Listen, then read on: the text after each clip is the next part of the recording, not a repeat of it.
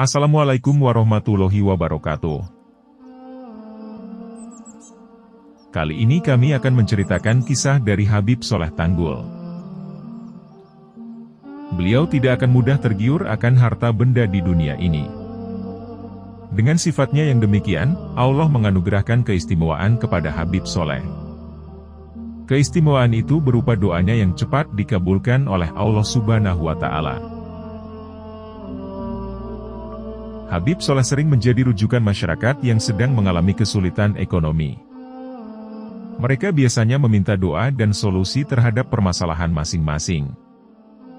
Banyak sekali kisah-kisah dari Habib Soleh ketika diminta barokah doa oleh para tamu. Berikut ini adalah kisah-kisah kesaksian dari karomah Al-Habib Soleh Tanggul. Menunggu selama 3 hari. Kisah ini adalah kisah nyata yang diceritakan oleh Habib Novel bin Muhammad bin Ahmad Al-Aidrus, Solo. Dahulu, Abah Habib Novel, yaitu Habib Muhammad bin Ahmad Al-Aidrus, punya kakak perempuan yang bernama Syarifah Fatimah. Bibi Habib Novel itu sedang mengalami sakit parah dan dirawat di salah satu rumah sakit di Semarang. Dengan niat berikhtiar mencari obat, kemudian Habib Muhammad disuruh kakak iparnya untuk pergi ke Jember. Habib Muhammad disuruh sowan kepada Habib Soleh Tanggul untuk minta air doa. Sebenarnya, Habib Muhammad belum pernah berjumpa sama sekali dengan Habib Soleh, apalagi datang ke rumahnya. Beliau pun harus bertanya ke beberapa orang agar bisa sampai ke rumah Habib Soleh. Sesampai di kediaman Habib Soleh di Tanggul, Jember, Habib Muhammad sempat bingung mencari yang manakah sosok Habib Soleh.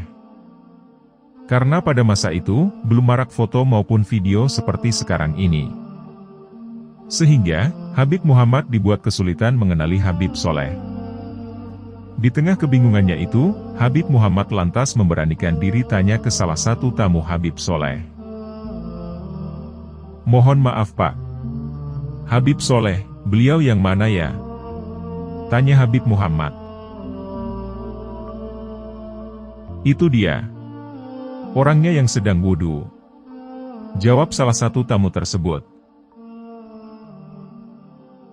Kondisi di sana sangatlah ramai, terdapat beberapa tamu yang juga sedang menunggu Habib Soleh. Karena merasa lelah setelah menunggu lama, Habib Muhammad kemudian bertanya kepada tamu yang lain. "Sampean di sini sudah nunggu berapa lama Pak?" tanya Habib Muhammad. "Sudah 3 hari," jawab tamu tersebut dengan muka yang lelah. Ternyata, tamu itu sudah 3 hari menunggu di sana. Akan tetapi, sekedar disapa saja belum oleh Habib Soleh. Mendengar jawaban dari tamu tadi, Habib Muhammad kemudian bergumam dalam hati. Yang sudah menunggu 3 hari saja belum dipanggil, apalagi yang datangnya baru hari ini. Selagi menunggu dipanggil giliran, Habib Muhammad dan tamu tadi berbincang-bincang perihal maksud tujuan kedatangan menemui Habib Soleh Tanggul. Tamu yang tadi cerita kepada Habib Muhammad bahwa maksud dan tujuannya datang ke Habib Soleh adalah ingin meminta doa. Ia dibuat sangat bingung karena masalah yang dihadapinya, yaitu kontrakan rumah sudah hampir habis. Kondisi ekonomi rumah tangganya sangatlah memprihatinkan. Mereka tidak mempunyai uang untuk melunasi biaya kontrakan. Ia sudah berusaha kerja sana-sini, tapi tidak dapat uang yang cukup.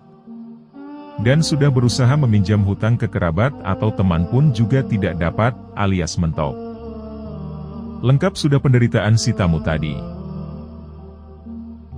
Singkat cerita, ternyata nasib Habib Muhammad lebih mujur dari bapak tamu yang tadi. Tak lama berselang, beliau langsung dipanggil Habib Soleh setelah selesai wudhu.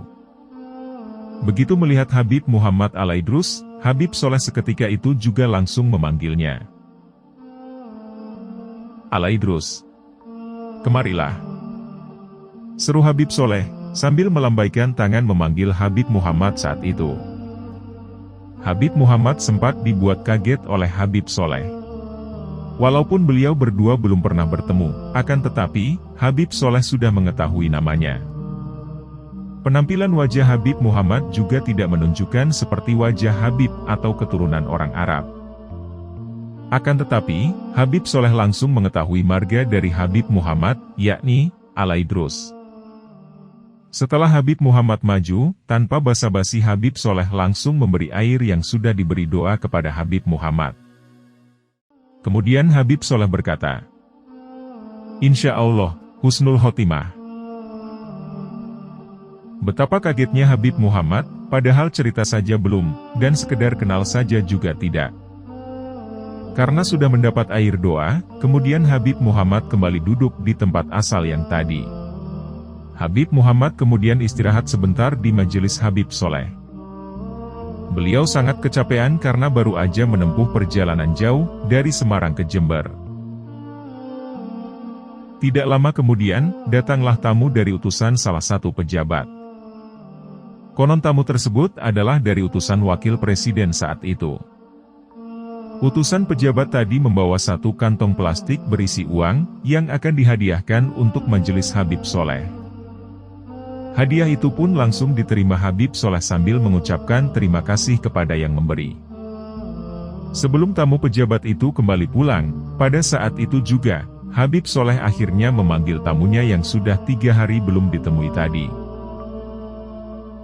Dengan tanpa basa-basi, uang satu plastik tersebut diberikan kepada si tamu tadi. Utusan pejabat itu sempat menyarankan Habib Soleh, agar melihat isi hadiah yang berisi uang sangat banyak. Akan tetapi, Habib Soleh kemudian menolaknya. Seketika itu, tamu tersebut menangis terharu, karena selama 3 hari menunggu, Habib Soleh ternyata berupaya mencarikan uang untuknya. Padahal, sebelumnya tamu tadi sempat mengeluh, karena tamu lainnya baru datang sudah dipanggil. Kejadian itu disaksikan langsung oleh Habib Muhammad Al-Idrus, yang masih ada di tempat itu. Singkat cerita, Habib Muhammad pun pulang ke Semarang, dengan membawa air doa, untuk sang kakak yang sedang sakit. Tak lama kemudian, setelah air doa itu datang, kakak Habib Muhammad Al-Idrus, Syarifah Fatimah, meninggal dunia.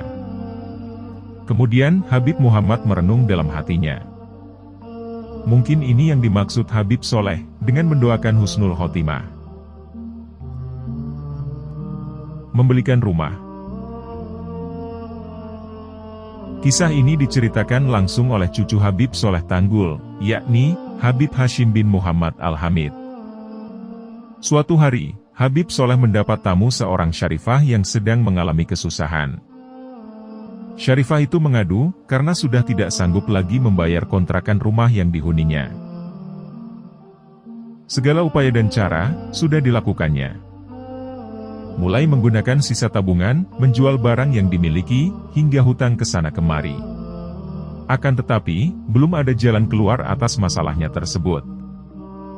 Akhirnya, Syarifah tadi menemui Habib Soleh yang berada di Tanggul.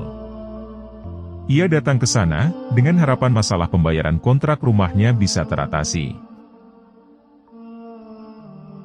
Syarifah itu pun cukup yakin, jika permasalahannya akan selesai dengan perantara Habib Soleh. Ia sudah sering sekali mendengar, bahwa Habib Soleh terkenal sebagai orang yang bisa membantu masalah kesulitan ekonomi.